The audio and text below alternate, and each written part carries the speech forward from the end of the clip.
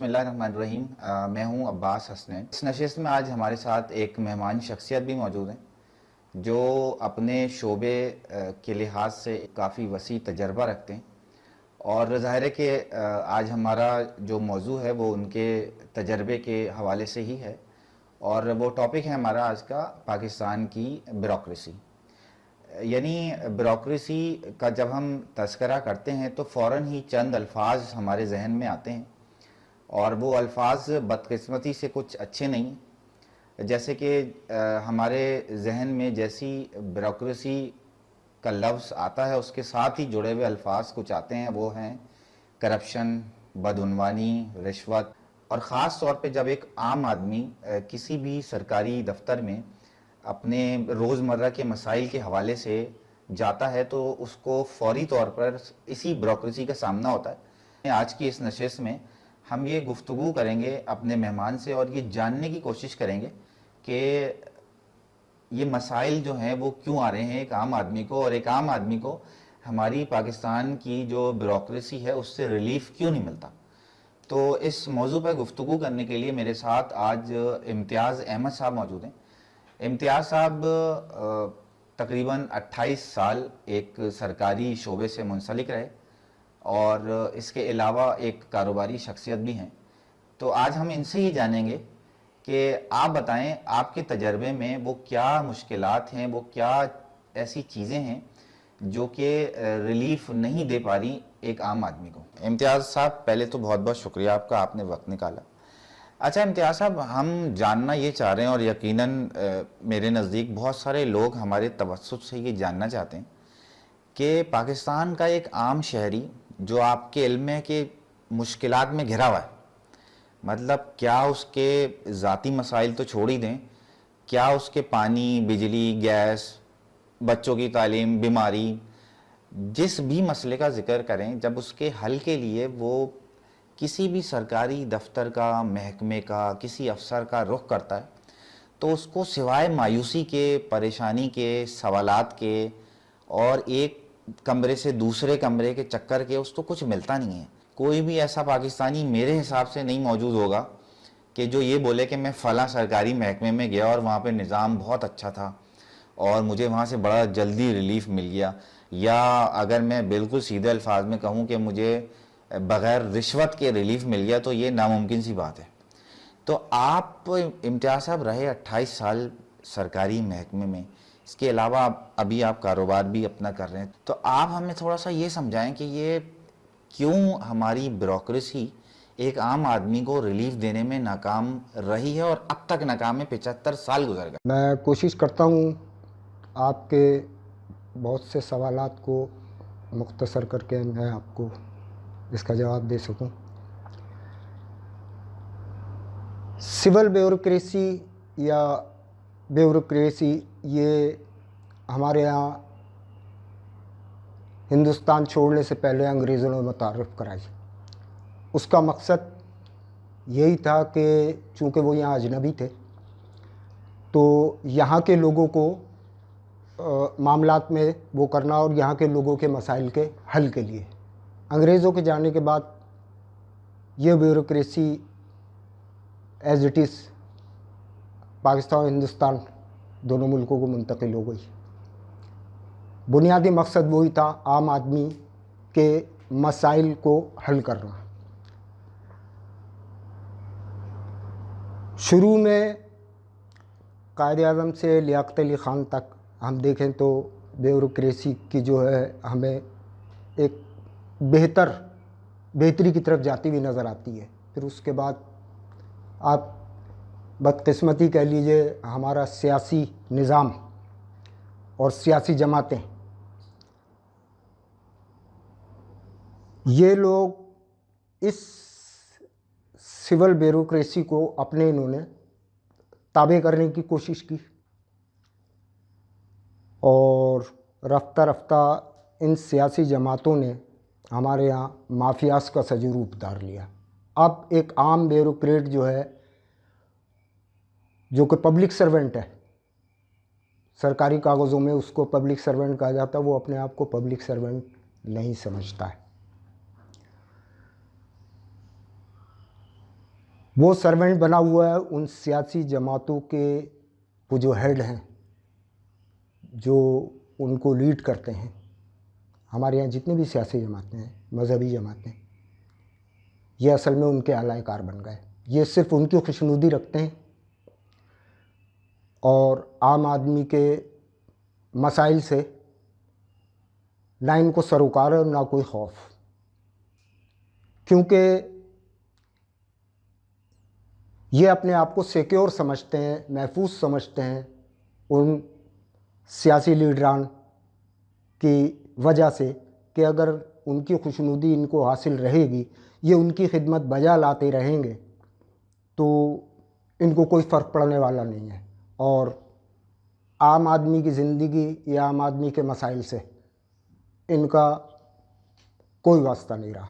तो अगर मैं आपकी कता कलामी करूं और मैं ये समझूं कि इस ब्यूरोक्रेसी की जो वफादारियां हैं वो आम पाकिस्तानी से नहीं है, बल्कि वो अपनी अपनी लॉबी या अपनी अपनी सियासी जमात का जो सरबराह है उसके साथ इनकी वफादारियां हैं। जी बिल्कुल ऐसा ही है। आप इससे अंदाज़ा कर लीजिए ना कि आम आदमी जो है वो 200 यूनिट बिजली के बिल को भी जो है तमामतर टैक्स के साथ अदा करेगा और 17 ग्रेड के अफसर को जो है 2000 यूनिट बिजली मुफ्त में मिलती है, सरकारी गाड़ियाँ उसको मुफ्त में मिलती है, उसका माली बावर्ची घर हर चीज़। तो ये सिर्फ क्या आप समझते हैं ये अवामी खिदमत का सिला है? नहीं, ये उस सियासी खिदमत का सिला इन्हें मिलता है, अशराफिया की खिदमत का सिला, जिसकी वजह से आम आदमी की ज़िंदगी बेहतर करने या उसके मसाइल हल करने में उनकी दिलचस्पी ना होने के बराबर है। इनकी नौकरियां पक्की हैं। इनकी तो नौकरियां पक्की हैं, इनके मुस्तकबिल पक्के हैं, इनके बाल बच्चों की मुस्तकबिल जो है वो सिक्योर हैं और महफूज है। बैरून मुल्क तालीम भी, बैरून मुल्क तालीम इनके बच्चे हासिल करते हैं। हमारे यहाँ का जो तालीमी निज़ाम, सेहत के निज़ाम, आप किसी भी सिंध में नज़र उठा लीजिए, वहाँ एक दगरदूँ सूरत हाल नज़र आएगी, जिससे अंदाज़ा हो जाएगा कि आम आदमी से ना इन सियासी जमातों को, बदकिस्मती से ना इन सियासी जमातों को दिलचस्पी है और ना ही इस ब्यूरोक्रेसी को। हालांकि ये पब्लिक सर्वेंट है, इनको ख्वाह किसी भी सियासी हुकूमत, किसी सियासी जमात की हुकूमत हो, इनको पब्लिक के मफादात का जो है तहफ़्फ़ुज़ करना है, इनकी ड्यूटी ये है। लेकिन बदकिस्मती से ब्यूरोक्रेसी अपना ये किरदार भूल चुकी है।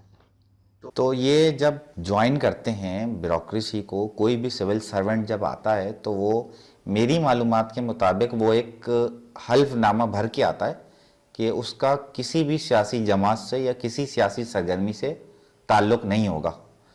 तो आपके तजर्बे से जो मैंने बात समझी कि इनकी तो डे वन से ही सियासी वफादारियाँ होती हैं, ये अपॉइंटमेंट इनकी सियासी होती। जी बिल्कुल ऐसा ही है, इनकी तमाम तर अपॉइंटमेंट्स सियासी ही होती हैं। ऐसा कोई सिस्टम जो लोग CSS ISS करके जो पास करते हैं और एक सिस्टम के तहत 1960 तक जो है ब्यूरोक्रेसी में शामिल हुआ करते थे। भुट्टो साहब ने जब अपनी ब्यूरोक्रेसी की तथहीर की 71 के बाद, तो उसके बाद उन्होंने बहुत से अफसरान को जो है ब्यूरोक्रेसी के जो है हज़ारों अफसरान जो है वो ब्यूरोक्रेसी से बाहर की है। तो ब्यूरोक्रेट हर रोज़ पैदा नहीं हो रहा होता। उसके बाद उन जगहों को पुर करने के लिए भगदड़ में और इमरजेंसी में उन सीटों को पुर किया गया और वहीं इस किस्म के अनासिर और सियासी जमातों के पसंदीदा लोग आ गए, उन्होंने इन जगहों पे पंजे गाड़ लिए और अब वो इस सिस्टम को अपनी ही मर्ज़ी से चलाते हैं और जो इसके उसूल और ज़वाबित व क़वाइद हैं उसके हिसाब से अब ये नहीं चलता। अच्छा इम्तियाज़ साहब, अगर मैं आपसे स्पेसिफिक कोई इंसिडेंट की बात करूं या कोई ऐसा वाक़या جو دوران ملازمت آپ نے وٹنس کیا ہو, آپ نے دیکھا ہو کہ آپ نے وہ واقعہ دیکھنے کے بعد سر پکڑ لیا ہو کہ یار یہ بھی ہونا رہ گیا تھا یا ایسا بھی ہو سکتا ہے؟ کچھ واقعہ سنائیں اگر کوئی یادداشت میں ہے تو. بے شمار ایسے واقعات ہیں. بیوروکریسی اور کہنا چاہیے کہ ہمارے سرکاری ملازمین کی کارستانیوں کے, لیکن اس وقت ایک واقعہ مجھے یاد آ رہا ہے کہ اس وقت کی جو بجلی فراہم کرنے والی کمپنی ہے اس نے 2-3 ماہ میں سرخ رنگ کا ایک وارننگ بل ہوا کرتا ہے وہ بھیجتے رہے, اور اب اس کو بیوروکریسی سے ہی ریلیٹ کریں گے نا کہ وہ سرخ بل آتا رہا اور آنکھ بند کر کے بیٹھے رہے. نتیجے میں ایک دن انہوں نے ہماری بجلی بند کر دی. اب میں اپنے ادارے کا میں نام بتاؤں اگر تو مواصلات سے متعلق ہے, مطلب ریڈیو کی جو ہے ٹرانسمیشن بند ہو سکتی تھی, لیکن محدود پیمانے پہ ہمارے پاس اس کا جنریٹر وغیرہ کا وہ بیک اپ وغیرہ ہوتا ہے. تو افسر نے جو ہے, ہمارے افسر نے وہ فوری طور پہ جب پتہ چلا کہ بجلی کمپنی والے بجلی کاٹ گئے تو انہوں نے فوراً جو ہے وہ جو پیمنٹ کے ذمہ دار جو نیچے کلرک وغیرہ ان سے رابطہ کیا اور ان سے صورتحال کے اکاؤنٹس والے سے صورتحال جاننی چاہیے. تو وہ سب مطلب کاغذوں میں جو ہے فائلیں کھول کے جو ہے سب لگ گئے ڈھونڈنے میں.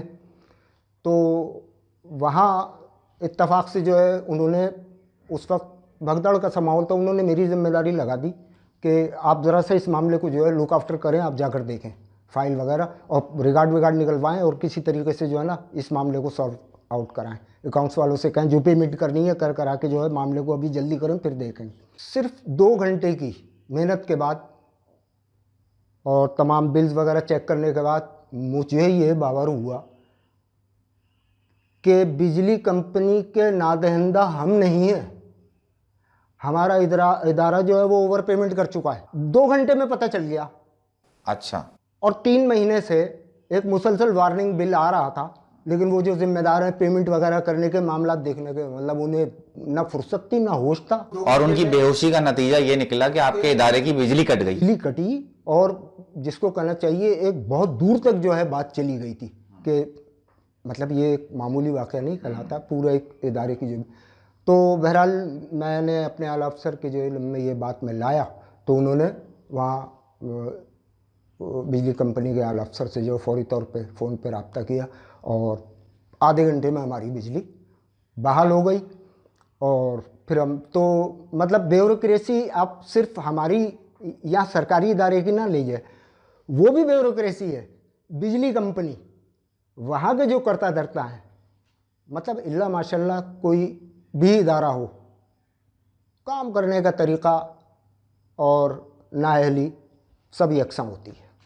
اچھا امتیاز صاحب, یہ بتائیں کہ پاکستان کی جو نوجوان نسل ہے, ہماری وہ یوتھ جو گریجویشن کے لیول پر آتی ہے, ان کو ہمارے بزرگوں کی جانب سے خواب دکھایا جاتا ہے کہ اگر تم CSS کر لو تو تم بیوروکریسی کو جوائن کر سکتے ہو, تم 17 گریڈ پہ ڈائریکٹ افسر لگ سکتے ہو اور تم اس ملک کی خدمت کر سکتے ہو, سو کالڈ خدمت میں جس کو کہتا ہوں. تو کیا آپ اس نوجوان نسل کو کیا پیغام دیں گے جو CSS کرنے کی طرف جا رہی ہے؟ دیکھیں اچھی بات ہے, لوگوں کو جو ہے ہمارے نوجوان بچوں کو CSS کر کے اس سسٹم کا حصہ بننا چاہیے, لیکن موجودہ سیاسی نظام میں ان کی آمد سے سسٹم میں کوئی بہتری محسوس نہیں کرتا. اس گلے سڑے بدبودار سیاسی سسٹم کے اندر اگر کوئی خدمت کا جذبہ لے کر آتا ہے تو اس کے خواب پورے نہیں ہو سکتے. ہاں, اور جگہ بنانا بھی بڑا مشکل کام ہے, کیونکہ سیاسی جماعت اور اس کے اکابرین ان جگہوں کے لیے عموماً اپنے ہی پسندیدہ لوگوں کا انتخاب کرتے ہیں. तो इम्तियाज़ साहब, आपका मकसद ये हुआ कहने का कि जो हमारी नौजवान नस्ल है, जब तक उसकी सियासी वफादारियां किसी के साथ नहीं होंगी तो उसको मौका इस मुल्क की खिदमत करने का नहीं मिल सकता। बदकिस्मती से ऐसा ही है, लेकिन उनकी हौसला अफजाई करनी चाहिए। बहरहाल हालात कितने ही ख़राब क्यों ना हो, टैलेंट और जहानत वो अपनी जगह बना ही लेती है। तो बिल्कुल उन्हें कोशिश करनी चाहिए और इस सिस्टम का हिस्सा बनना चाहिए। हो सकता है उन्हें खिदमत का मौका भी मिल जाए, अच्छे की उम्मीद रखनी चाहिए। जी, तो आज की वीडियो आपने हमारी देखी, और अगर आप चाहते हैं कि हम आपके पसंदीदा किसी मौजू पर बात करें तो कमेंट सेक्शन में कमेंट करके बताएं और हमारे चैनल को सब्सक्राइब ज़रूर करें। Thank you.